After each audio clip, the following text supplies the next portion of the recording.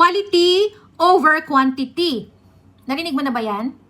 Para mag-grow ka sa social media o dito sa Facebook, dapat na pina-prioritize mo ang quality ng content mo.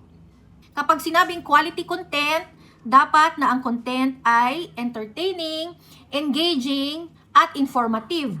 Diba? Alam mo na yan. Ang dami ko pa rin kasing nakikita dito guys na kung ano-ano na lang ang kino-content. Okay? Makasabay lang sa uso, kung ano-ano na ang pinaggagawa. Tapos, magreklamo bakit walang views at hindi nadadagdagan ang followers. Lagi mong tatandaan na kahit isang content lang ang magawa mo sa isang araw, pero ito ay pinag-isipan mo at pinagpaguran mo, may value, ang ibig sabihin may mapapala, ang audience mo kapag pinanood nila ito, very, very, very good ka na dyan. Okay? Kesa